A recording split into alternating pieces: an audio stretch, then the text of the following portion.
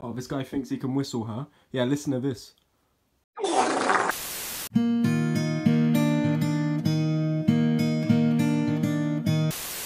Beat for meat. Wait, hold on, wait, no, wait. Our atmosphere is, I think there's a point to be made about how a single player experience lets you actually be.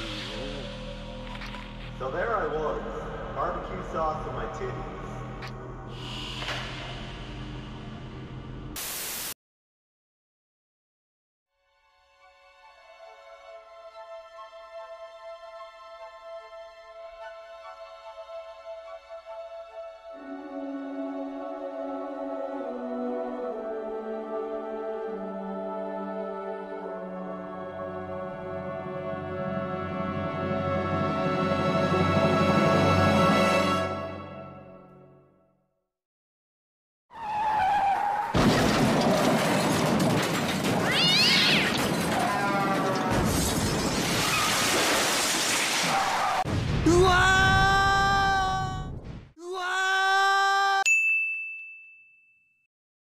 Hi. You're probably wondering why I'm floating through space like this. Well, it turns out that physics is a thing. Wow! Incredible! So when I crashed headfirst into an asteroid at 1,000 miles per hour, my ship exploded and threw me into deep space. Oh, is it gonna crash? See camera? Oh! So, yeah. Still, we've got plenty of time to kill. So how about I talk about my favorite game of all time? Outer Wilds. Originally I wrote a script that segmented the different technical areas of Outer Wilds, like the physics, the sound, the art, blah blah blah blah blah blah blah, but I found that to be just lame. There's an interconnectivity to everything I just said in this game that compartmentalizing them would be counterintuitive. So if this video seems a little bit like a tangent, that's why. Additionally, I'm aware that something like Outer Wilds is the best game ever is quite a hefty statement to entertain. Perfection in something as volatile as the gaming industry is purely based on subjective criteria. For some people, the perfect video game is a squad tactics game where you shoot aliens and get your balls busted. Oh, agent's fucking dead. Oh. For others, it's being able to John Wick your way through steampunk Victorian England. We got to fucking find the Princess Peach. Hell, some people may see COD as the perfect game and, you know, as much as it's like spitting in the face of a concept of effort, I get it. Some people do just want to play something that occupies very little brain matter after a very long day at middle school. But Outer Wilds to me is the perfect game, a masterpiece of effort, detail, atmosphere, and storytelling. And while I'm privy to these games like Tactical CBT and London 1841, Outer Wilds affected me in a way no other game has ever done. So, kick back, relax, grab a drink, sign those divorce proceedings. I'm going to tell you why Outer Wilds is the best game of all time. Now, what better place to start than at the beginning? Alex Beecham studied game design at the University of South California, and, in one such class, he needed to create a thesis project that would help to push the medium forward. He created the Outer Wilds Alpha, a game in which the only true motivation is the player's desire for knowledge. It won a ton of awards at IGF 2015, which then got this guy involved when he saw it, and then these guys wanted to hire Alex to work on it, but then these guys turned up and went, I don't want an asset flip. I want the whole goddamn shebang, baby, and paid them a ton of money to develop a whole standalone experience based on the alpha. After years of development, it went from this to this. On its own is a great success story. That journey from university project to a fully fledged game and his rise into the game development arena it's just satisfying, I guess. I think it's time we appreciate the glow up of the game. I mean, look at this. It's so goddamn cool. Every single place is unique and definitive in its design. You know, Timber Hearth is the furry, gender-neutral, four-eyed equivalent of Earth. Brittle Hollow is this fracturing rock with a dark hole at its center that vomits up the debris at the edge of the solar system. Giant's Deep is a whirlwind of ball-crushing gravity and flying islands. The Interloper is this frozen meatball with a lethal tragedy hidden within. The Ember and Ash Twins are these two planets locked in an eternal dance. And Dark Bramble, fuck Dark Bramble. Dark Bramble is the reason we have flamethrowers and napalm. It sucks absolute shit. I hate it. I absolutely fucking hate this dumb fucking planet. One example I wanted to draw parallels to was No Man's Sky, a far more inferior game, in my opinion, and it's on the topic of its worlds. You see, promising to create so many varied environments over a couple of billion planets makes it quite difficult to make them all distinct and unique. You'd have to spend your entire life involved going to each planet, brainstorming possible ideas for the planet, and then developing the planet, finding out the planet doesn't work, fixing the planet, being exploited by the gaming industry while making the planet, and then do the same thing 2 billion times over. It's just not feasible. But this is where procedural generation comes in. It allows you to take a handful of traits and assets and just randomly throw them out across the universe. Not too shabby, right? Well, you see, the same thing applies here. This communal Nutella jar of distinct features is spread very thin, resulting in a lot of planets that are unremarkable because they either look the same or they're just extremely dull, with the only difference being the color of the grass you walk on. Outer Wilds didn't make that mistake. It didn't spread its design thin, it consolidated it over a few unique planets and space stations. For instance, the ice. Oh my. The issue the artists had was that there was going to be numerous planets with ice on them. Brittle Hollow, Timber Hearth, the Interloper, Dark Bramble. So in a game in which information is so important, they had to be careful to make the ice look different. That way you're able to connect important story clues to their location easier. Oh, this is from the geysers, this is from Brittle Hollow, this is from that stupid fucking planet I fucking hate. Following on regarding the art direction, it is just impeccable. The game utilizes a cartoonish design. I don't really know how else to describe it beyond that, because it's not something you'd see in like a Saturday morning cartoon, but it's also not adhering to like that super realistic trend every AAA game studio is just taking turns to rail up the arse completely. But regardless of what it technically is, I like it. I like it a lot. Everything is consistent in the design and nothing feels out of place. For instance, the Nomai and Harthians both look distinct and interesting without looking like they're from Uncanny Valley. The Harthian architecture is made from wood and metal, far more primitive to the almost Forerunner-esque Nomai architecture that was quickly erected when arriving in the solar system. Every location, you know, is vibrant and charged with atmosphere, even the drab environment of Fucko Town. You become accustomed to its colours, its layout, its composition of Nomai ruins, and numerous ways you could die. Don't stay too long in Ember Twin, because otherwise you are dead. Don't go too fast, because otherwise you are dead. Come on, fuck it off. And don't try to land on the sun station. Just don't. It's not how you get there. It's not the official way. Stop torturing yourself, please. Your family is scared and they miss you. The design and layout of this all has a practical purpose as well. Deliberate effort was put into ensuring all the interesting stuff only crowded around points of interest to investigate. In a game in which searching for information is the gameplay, having players search under every leaf and rock would tragically slow the pacing down. Having this done is, in the most succinct way I can say, competent. It just makes sense. Another indicator of points of interest is the music. If you arrive in a Nomai ruin, Nomai music plays. You've got that piano starting to creep in. If you're walking around town, you have this mellow guitar playing.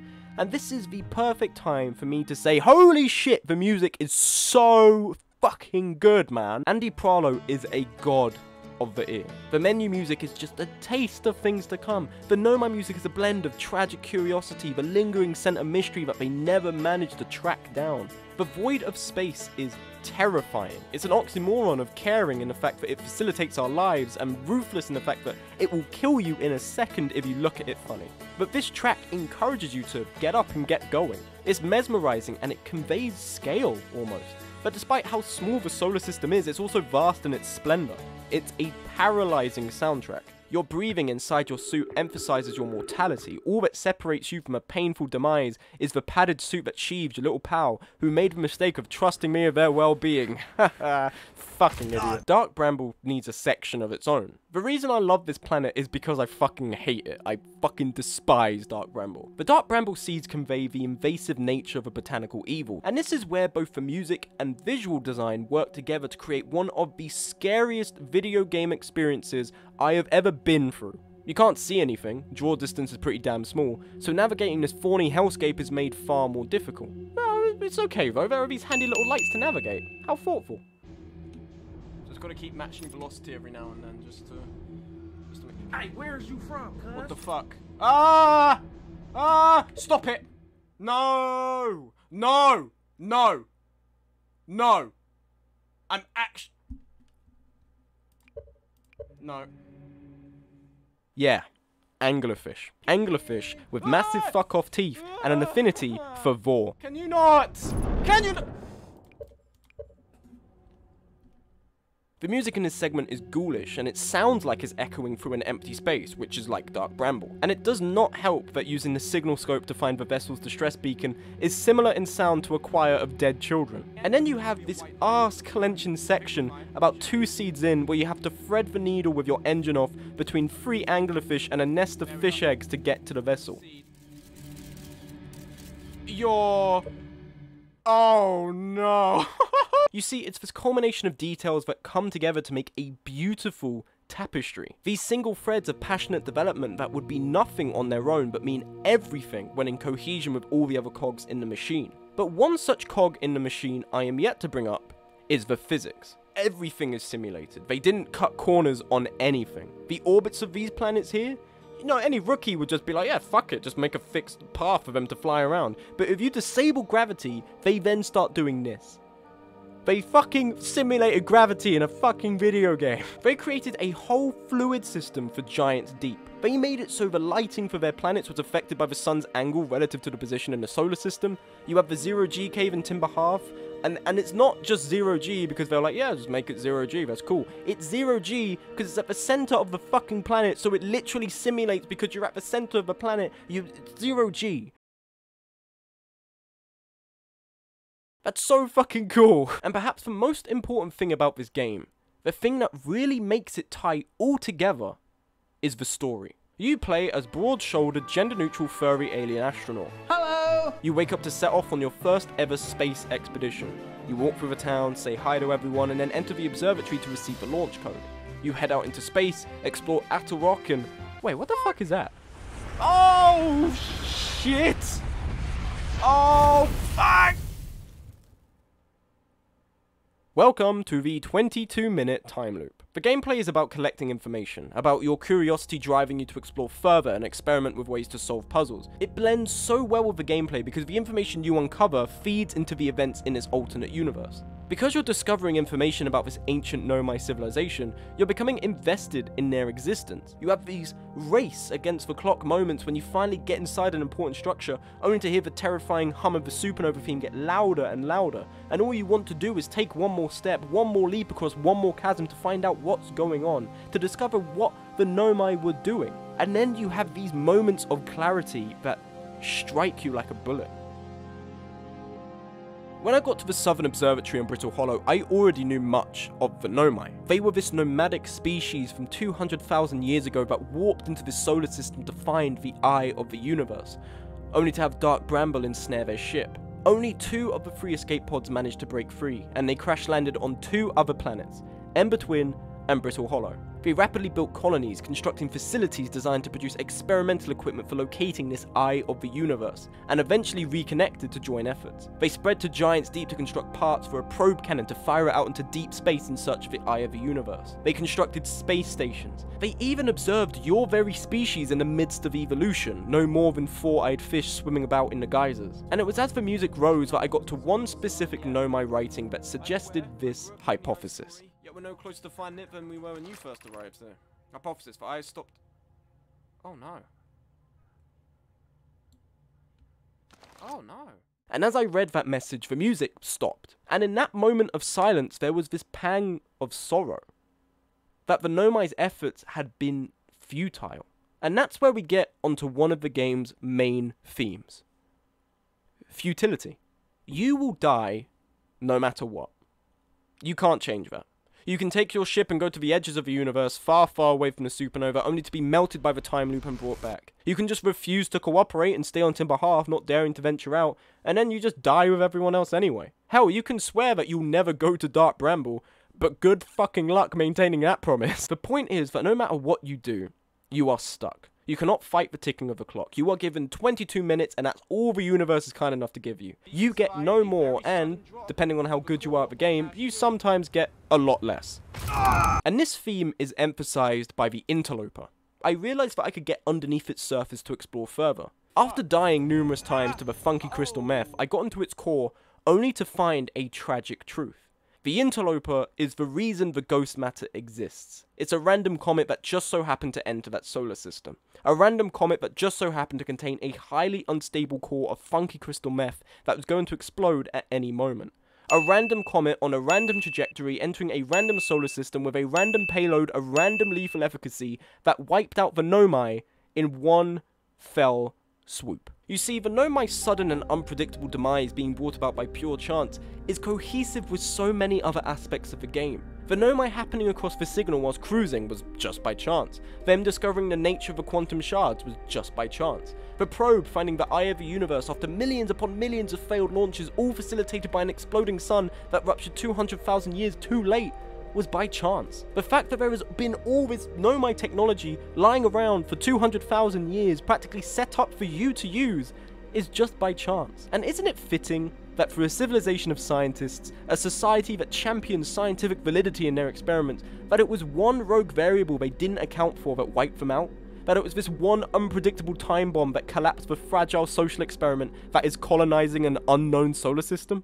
After around 60 loops and 20 hours of gameplay, I managed to get into the Ash Twin project. And it's at this moment you realize all the pieces of the puzzle are in place. You have the coordinates to the eye of the universe, you have your ship waiting in the depths of Fucko Town, and you have your power source. And that power source is the very same one that powers the time loop. If you take out that forbidden space burrito and perish, there's no second chance. So when a far more climactic version of the end times kicks in, I'm pumped. I'm fucking ready to go, bro.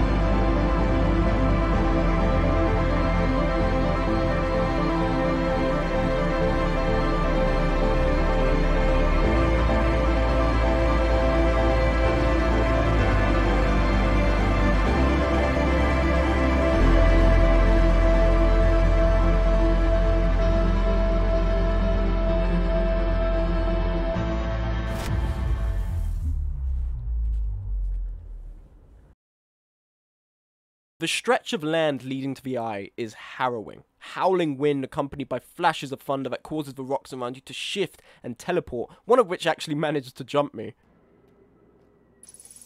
It's all quantum.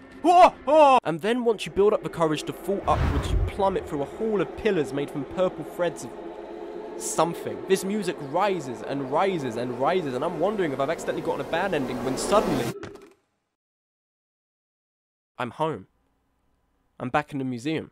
Throughout it are homages to parts of our solar system, especially the anglerfish who got wiped out. Haha, fuck you, dude. And as I ascend the observatory and realize no one is there, I check the map to find out I'm a long way away from home. And I'm alone in a universe of exploding stars. And the stars fade into a forest of pine trees where, at the center, sits a campfire.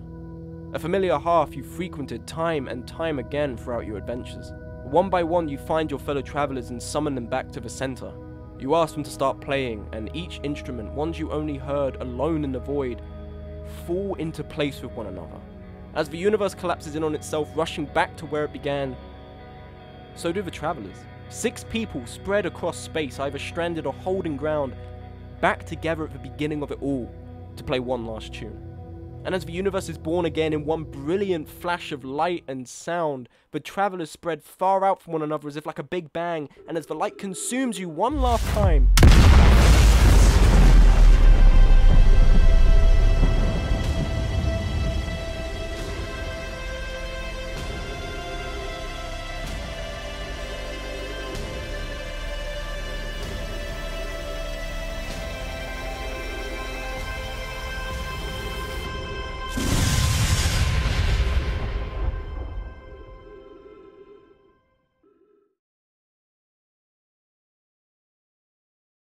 to some, it's a sad story.